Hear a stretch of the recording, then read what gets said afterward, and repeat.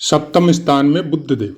मंत्रेश्वर महाराज कहते हैं, यदि बुध सप्तम में हो तो ऐसा व्यक्ति बुद्धिमान, सुंदर वस्त्र धारण करने वाला, महिमा को प्राप्त होता है, पत्नी धनिक होती है अर्थात धनी कुल में विवाह होता है। ये फल है भावाश्रय फलों के अनुसार, क्योंकि लग्नानुसार, अलग अलग लग्नानुसार बहुत कम पुस्तकें हैं जो फल बताए गए हैं, लेकिन हम लोगों की चर्चा चल रही है करक लगन के अनुसार। तो उसका संपूर्ण विवेचन हम लोग इसी वीडियो के नेक्स्ट पार्ट में करेंगे, क्योंकि ये शॉर्ट वीडियो है तो उसमें ज़्यादा चर्चा हो नहीं सकती। जय माता की मित्रों, आज चर्चा करते हैं करक लगन में अगर आपका बुध देव सप्तम स्थान में विराजित हो तो किस तरह के फल आपको प्राप्त हो सकते। भावाश्रय फलों के अनुसार बुध देव सप्तम स्थान में होने से जो पुस्तकों में जो फल है मंत्रेश्वर महाराज के, वो फल हम शॉर्ट वीडियो में आपको हर वीडियो के साथ प्रोवाइड करवाते हैं। फिर वो शॉर्ट वीडियो, ये जो मेन वीडियो है, इसके साथ भी फर्स्ट में हम उसको जोड़ देते। क्यों चालू किया, क्या जरूरत थी? कोई जरूरत नहीं थी, लेकिन क्योंकि ये सोशल मीडिया का चैनल है और आप लोगों की रिक्वायरमेंट थी, कुछ कमेंट आए थे ऐसे कि उनको पता नहीं चलता है कि कब हम पुस्तकों के अनुसार बता रहे हैं और कब हम अपनी तरफ से बता रहे हैं। तो अपनी तरफ से बताने जैसा ज्योतिष में कुछ नहीं होता है, मैक्सिमम पुस्तकों का ही रहता है और उसी के विषय में हम लोग आपस में विचार करते हैं, जिसमें कमेंट खुला है। आपको भी अगर इस विषय में बहुत अच्छी जानकारी है तो ज्ञान की कोई सीमा नहीं रहती है। उम्र के हिसाब से ज्ञान बढ़ता हो ये जरूरी नहीं है। एक प्रारब्ध के द्वारा आपको ज्ञान प्राप्त होता है जो कई जन्मों का साथ में जुड़ा हुआ रहता है। एक आप खुद पठन पाठन करते हैं, अध्ययन करते हैं, उसके द्वारा प्राप्त होता है। फिर गुरुओं का आशीर्वाद, साधु संतों का और आपके इष्ट और ध्यान साधना का, और उसके बाद में अभ्यास कुंडलियों में अभ्यास, वो निरंतर आपका ज्ञान अपने उच्चतम शिखर की तरफ बढ़ते रहता है। अब उस ज्ञान को जब हम लोग पुस्तकों के ऊपर जब लगा के देखते हैं तो बहुत सी ऐसी बातें हैं जो पुस्तकों में आपको नहीं प्राप्त होगी। उसके लिए आपका अभ्यास काम करेगा और उसके लिए आपका पंचम स्थान काम करेगा। पंचम स्थान मतलब पूर्व प्रारब्ध, जो चीजें आप लेके आए, और पंचम स्थान मतलब अपने इष्ट की भक्ति, और उसके द्वारा कुछ इशारों में संदेश या अपने दिमाग में कुछ ऐसी चीजें उसके द्वारा प्रोवाइड करवानी जिससे आपको कुछ अपने ज्ञान के विषय में, चाहे आप किसी भी सर्कल में हो, किसी भी इंडस्ट्री में हो, किसी भी वर्क में हो, उसमें आपको आभास होना कि नहीं, ये चीज इस तरह से अगर करोगे आप तो आपके लिए ये ज्यादा फायदेमंद होगी या आपके ज्ञान को ये ज्यादा बढ़ाएगी। ज्योतिष उसी की ओर अग्रसर करता है। सब ग्रह नक्षत्र आपको उसी की तरफ गति करवाते हैं, बशर्ते आप उसको समझ सके। पुस्तकों में यह भी लिखा है कि अगर आपका तृतीय सप्तम स्थान में हो तो जातक राजा का सेवक, मतलब क्या हो गया राजा का सेवक, मतलब आप गवर्नमेंट सर्वेंट हो सकते हैं। बाल्यावस्था में थोड़ा स्ट्रगल रहता है, लेकिन बाद में धीरे धीरे अपनी उन्नति की ओर अग्रसर होता है और बहुत अच्छी उन्नति अपने जीवन में ऐसा इंसान करता है। ये भी बात पुस्तकों में ही लिखी है, हम अपनी तरफ से इसमें नहीं बता रहे। और बहुत सी बातें हैं जो पुस्तकों में अगर आपको नहीं भी मिलती है तो भी आप अगर नक्षत्रों के विषय में जानकारी रखते हैं, नक्षत्रों के अनुसार अगर फलादेश करने की कोशिश करते हैं, तब भी आपको हमेशा उस ज्ञान में एनी टाइम बढ़ोतरी होते रहेगी। और वो नक्षत्रों के विषय में अभी तक बहुत से पाठ हमने आपको प्रोवाइड करवाए।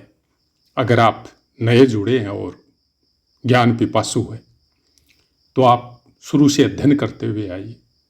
थोड़ी वाणी वहाँ पे हमारी हो सकती है थोड़ी धीमी हो तो बढ़ा सकते हैं, क्योंकि उस समय यूट्यूब पे वीडियो वगैरह अपलोड करने की हमारी कोई प्रवृत्ति या हमारी आदत थी नहीं, और कोई प्लानिंग बोल के हमने कोई चैनल चालू किया नहीं था कि एक ओवरऑल दिमाग में एक प्लानिंग होती है कि हमको ऐसा ऐसा काम करना है और उससे अर्थोपार्जन करना है। तो वो चीज़ हमारे दिमाग में न तो उस समय थी जब चैनल चालू किया, न आज। और वही एक कारण है कि हम फुल फ्लेज ज्योतिष भी नहीं है, और न हम कोई कुंडली वगैरह का प्रिडिक्शन करते हैं या फिर करके उससे कोई धनागम आपके द्वारा प्राप्त करते हैं। सप्तम स्थान में बुध देव, प्रायकर सब पाठों में बोलते हैं जब भी आप किसी ग्रह का अध्ययन करो अपनी जन्म कुंडली में, तो आपको कालपुरुष की कुंडली का ध्यान हमेशा रखना पड़ेगा। कालपुरुष की कुंडली अनुसार तीसरे स्थान का और छठे स्थान का स्वामित्व बुध देव को प्राप्त है। तीसरे स्थान का स्वामित्व बुध देव को प्राप्त है, और तीसरे स्थान का स्वामी और छठे स्थान का स्वामी जब सप्तम स्थान में बैठता है तो अच्छे और बुरे दोनों परिणाम देता है।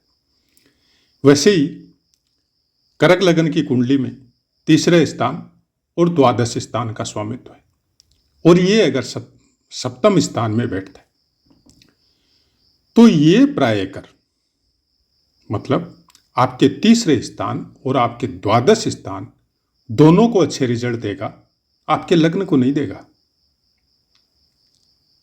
मतलब आपको हमेशा यह ध्यान रखना है जिस ग्रह का भी आप अध्ययन कर रहे हो उस ग्रह से वो कहां विराजमान है। आप देखिए आपके द्वादश स्थान से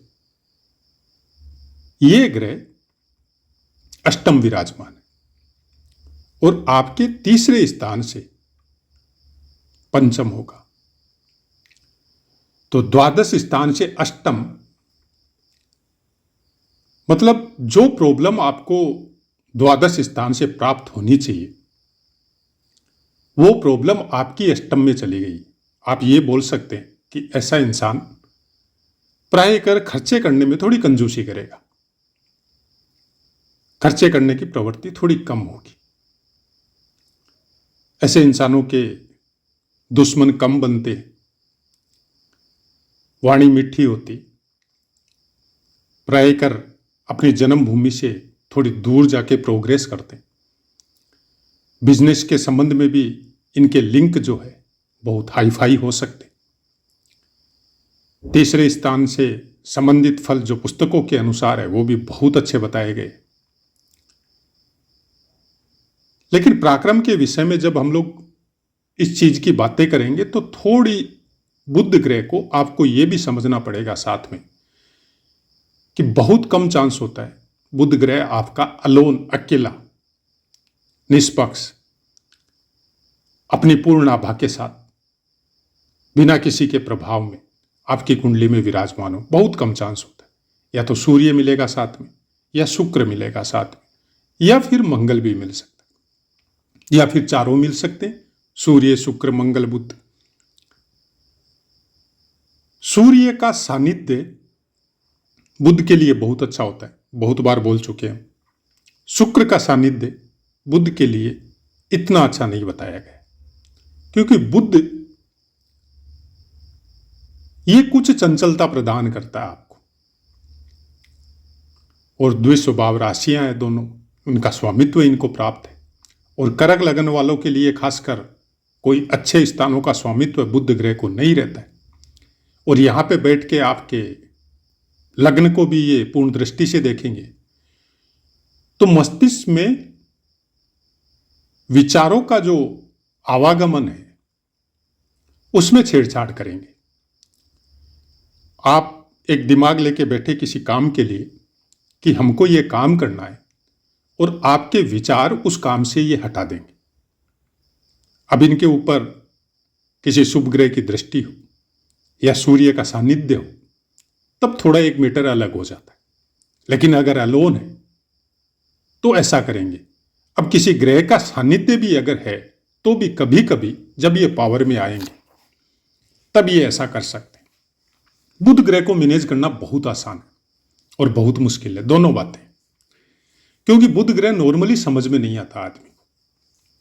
बुध ग्रह प्रायकर आपकी बुद्धि को डिस्टर्ब करता है, लेकिन इंसान गुस्से की वजह से हो, अपने एरोगेन की वजह से हो, उस चीज को समझ नहीं पाता कि ये छेड़छाड़ बुध ग्रह कर रहा है। वो उसको ले लेता है या तो सूर्य का या मंगल का, क्योंकि गुस्सा आएगा तो मंगल की वजह से आएगा, और आपके सम्मान पे चोट होगी तो सूर्य की वजह से होगी। लेकिन इन सब के बीच में बुध ग्रह चुपचाप बैठा हुआ अपनी छेड़छाड़ करते रहता है,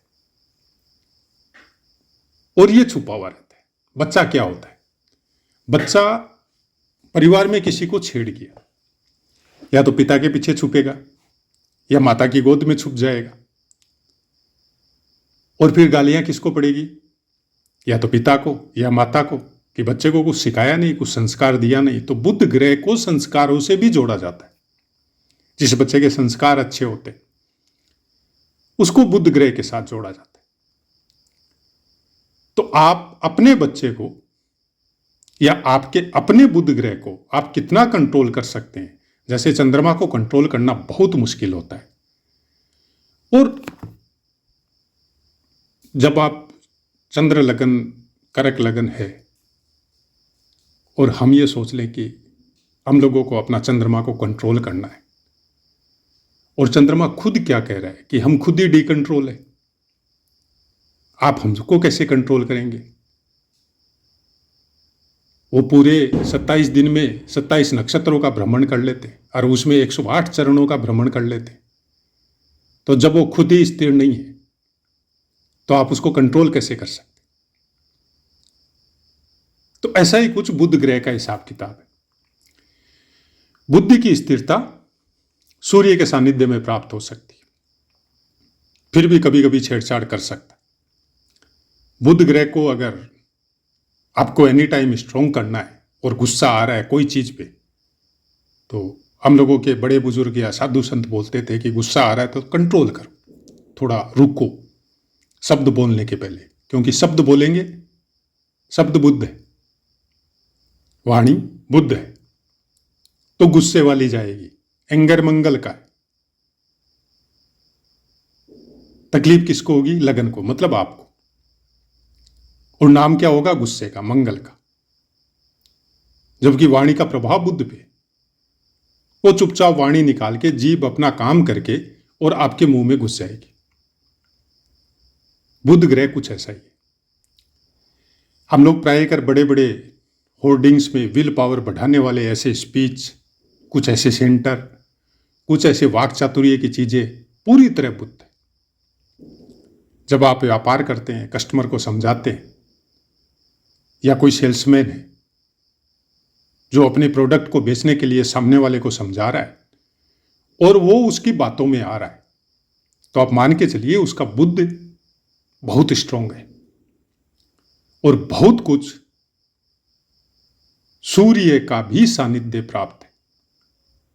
अकेला बुद्ध नॉर्मली सामने वाले को इतना जल्दी नहीं समझा सकता। आप देखिए कई आदमी बहुत जल्दी जल्दी बोलते हैं, आधे शब्द मुंह में रह जाते हैं, आधे बाहर रहते हैं। बुद्ध वीक रहता है, सामने वाले को समझ में नहीं आता, और इतनी जल्दी बोलते हैं कि उनके मुंह से मतलब कोई थूक वगैरह भी आपके चेहरे या शरीर पे गिरते रहता है। तब ये सोच के चलिए कि उसके साथ साथ उसका सूर्य भी वीक है। फिर ऐसे आदमियों का सम्मान होना थोड़ा मुश्किल हो जाता है। हाँ, अगर यहां पे गुरु अच्छा है, ज्ञान अच्छा है, शुक्र अच्छा है, तो सुख के संसाधन बहुत अच्छी मात्रा में आपको प्राप्त होंगे। आदमी हृदय से थोड़ा अच्छा हो सकता है, ज्ञानी हो सकता है, तब इन दोनों का इफेक्ट थोड़ा नॉर्मल हो जाता है कि आदमी क्या है कि ठीक है, बोला आदमी तो अच्छा है लेकिन थोड़ा वाणी में दोष है, वो बोलने में हकलाता है या इतना जल्दी बोलता है, कुछ समझ में नहीं आता है, लेकिन आदमी बढ़िया है। हम लोग यही बोलते हैं। तो आपके आसपास किस ग्रह से आप इफेक्टिव ज्यादा है और नेगेटिव है न पॉजिटिव है, आप अपने रहन सहन, अपने बर्ताव का खुद के ऊपर अगर अध्ययन करेंगे तो आपको बहुत अच्छी तरह समझ में आ जाएगा कि हमको कौन से ग्रह को ठीक करना है।